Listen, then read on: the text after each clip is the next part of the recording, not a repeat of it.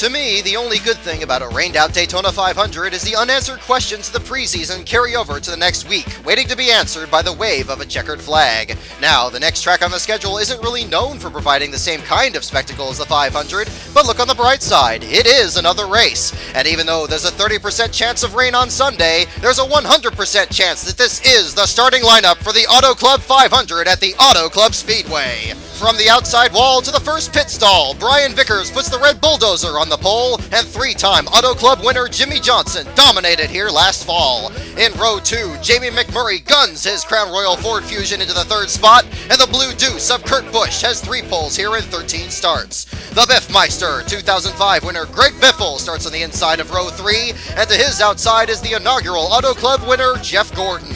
Row 4, Hudaman David Rudaman gets the old Aaron's Dream Machine into the top 10, and AJ Allmendinger's back for more in car 44. Row 5, the Need for Scott Speed has his best start since Homestead, and the Wild Thing, Kyle Busch, got his first Sprint Cup win here.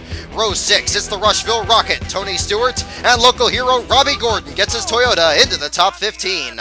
Row 7, the amazing David Ragan was 6th in the 500, and next to him is the Tasmanian Devil, Marcus Ambrose. In row 8, you'll find Colombian Juan Pablo Montoya's Chevrolet, and the Ford of Corpus Christi's Bobby Labonte. Row 9, Reed 43 Sorenson is another driver coming off a Daytona top 10, and Mark Martin in the Mark V won here in 1998. Row 10, Happy Kevin Harvick, the shootout champ, returns to his home track, and the master of disguise, Elliott Sadler, ran so well at Daytona last week, and last one here in 2004.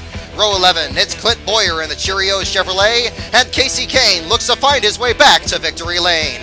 Row 12, Denny Hammer and Hamlin was 3rd here in the fall, and 2009 Daytona 500 champion Mighty Matt Kenseth may have a good shot of becoming the first driver in 12 years to sweep the first 2 Sprint Cup races. Row 13, it's Black It Quacks, it's sponsored by Aflac. The 99 of Concrete, Carl Edwards is your defending winner, and sophomore Sam Hornish Jr. has the AAA colors. The 14th row has the bright yellow fella, Paul Menard in his fabulous fluorescent Ford, and the Rocket Man, Ryan Newman in his Chevy.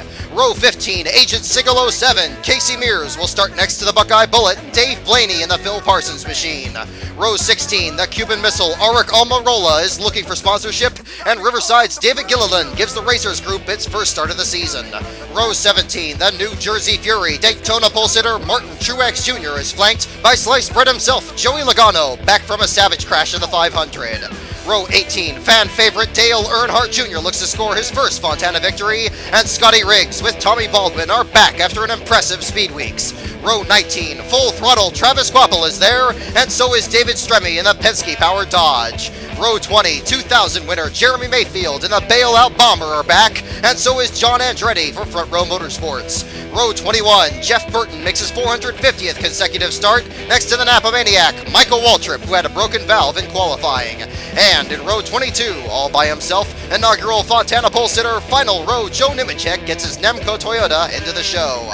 5 cars missed the show this week. Veteran Sterling Marlin with Phoenix Racing, Tony Raines in the Long John Silver's machine, Truck Series regular David Starr in his first Sprint Cup attempt, The Onion, Todd Bodine in the Gunselman car, and Mike Biscuits and Garvey in car 73.